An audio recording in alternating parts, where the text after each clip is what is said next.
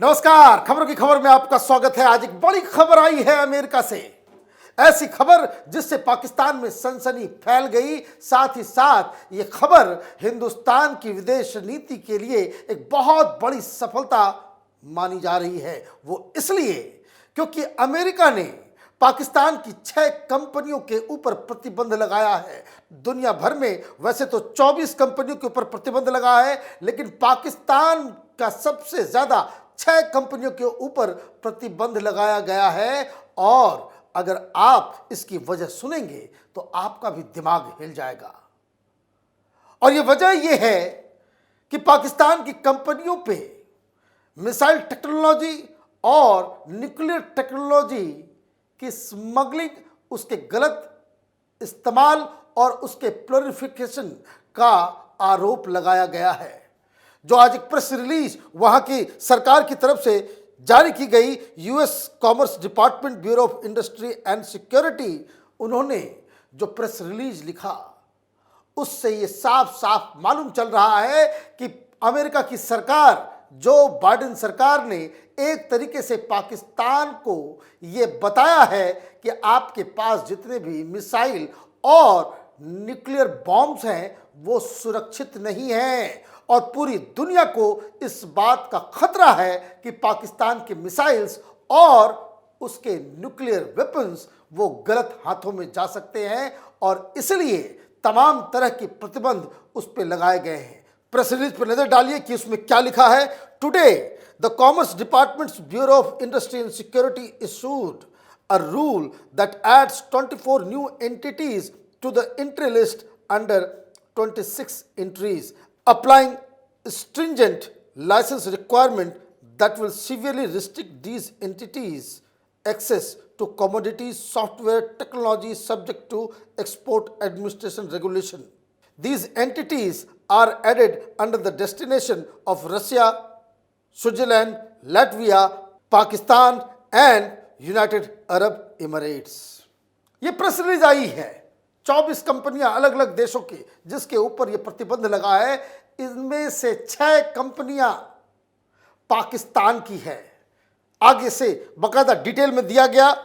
6 Pakistan based companies which are designed are dynamic engineering corporation, रेनवो solution, universal drilling engineers, Enerquip Private Limited, NAR Technology General Trading LLC, Trojan.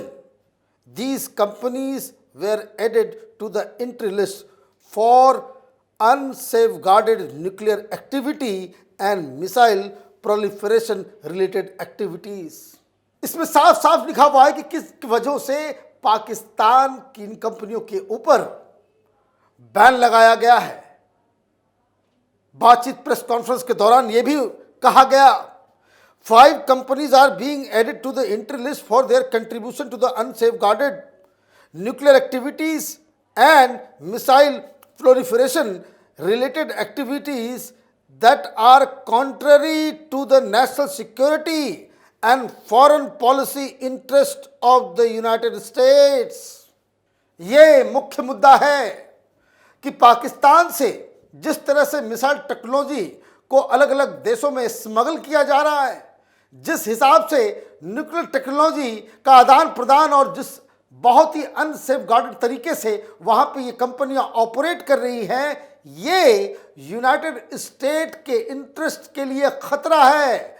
और इसलिए president Biden ने कुछ दिन पहले ही ये कहा था कि Pakistan is the most dangerous country, सबसे खतरनाक मुल्क है। और अब सिर्फ बयान ही नहीं दिया, अब कार्रवाई भी शुरू हो गई है जिसके तहत पाकिस्तान की कंपनियों को ऑपरेट करने से उस पर प्रतिबंध लगाया जा रहा है। यह कहा जा रहा है कि अमेरिका की नेशनल सिक्योरिटी और जो फॉरेन पॉलिसी इंटरेस्ट है उसके खिलाफ पाकिस्तान काम कर रहा है।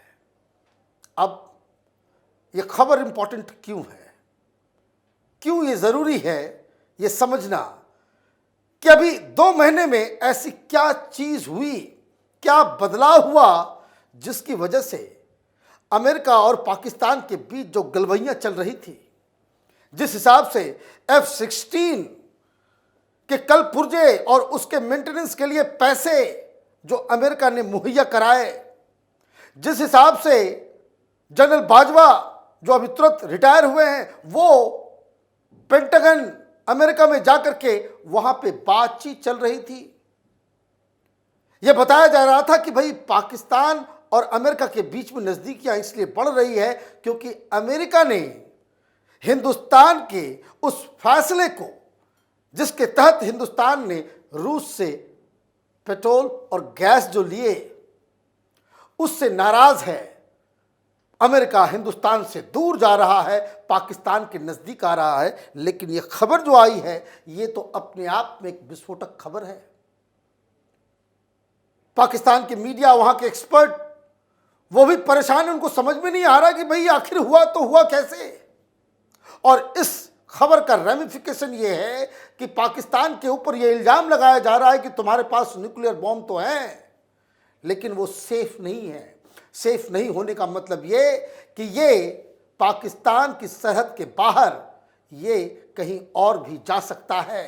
इसकी टेक्नोलॉजी कहीं और भी स्मगल की जा सकती है। किसी और टेररिस्ट ग्रुप हो, कोई और देश हो जिसे अमेरिका रोकना चाहता हो। मतलब ये कि पाकिस्तान का बॉम्ब वो ईरान भी पहुंच सकता है, किसी और मुल्क में भी पहुंच सकता है, और जिसे लेकर अमेरिका ये कह रहा है कि जो प्रोलिफरेशन होता है, ये जो बढ़ा चढ़ा इसको अलग अलग देशों में जो भेजने की जो प्रक्रिया हो रही है, जो स्मगलिंग हो रही है, ये डेंजरस है अमेरिका की सिक्योरिटी के लिए और अमेरिका के नेशनल पॉलिसी के लिए। अब जिस तरह के कंट्रीज के ऊपर प्रतिबंध लगाए गए हैं, उसमें रूस भी है, उसमें लाटविया भी है, यूएई है। तो कल तक जो बाइडेन सरकार पाकिस्तान को वेपन्स देने की बात कर रही थी, F-16 के लिए उसका जो करार जो है उसको रिव्यू करने की बात कर रही थी, रिन्यू करने की बात कर रही थी, अचानक से वो पाकिस्तान अमेरिका के लिए एक नेशनल सिक्योरिटी थ्रेट बन गया, मिसाइल टेक्नोलॉजी का स्मगलर बन गया। आखिर ये हुआ कैसे? जब से ये खबर आई कि अमेरिका और पाकिस्तान के बीच कुछ नजदीकियां चल रही है, हिंदुस्तान, मोदी सरकार और विदेश मंत्री, इन लोगों ने ये ठान लिया कि ये जो अमेरिका ने पाकिस्तान को FATF के तहत जो एक आप कह सकते हैं कि उसमें उनको रिलैक्सेशन दिया गया, ग्रे लिस्ट से हटाया गया, उसके बाद से ही हिंदुस्तान ने ग्लोबल कम्युनिटी के साथ राब्ता किया और हर स्टेज पे, चाहे वो G20 का स्टेज हो या फिर अभी हाल में सेंट्रल एशियन कंट्रीज के साथ जो अजीत डोभाल की मीटिंग हो, या फिर जितने भी अभी इंटरनेशनल फोरा के ऊपर हिंदुस्तान ने पार्टिसिपेट किया, हर जगह इस बात का उल्लेख किया गया कि दुनिया में अगर कोई टेररिज्म का केंद्र है तो वो पाकिस्तान है, और ऐसे मुल्कों को कोई मदद की जरूरत नहीं होनी चाहिए। ऐसे मुल्कों को मदद करना टेररिज्म को सहारा देने के बराबर है।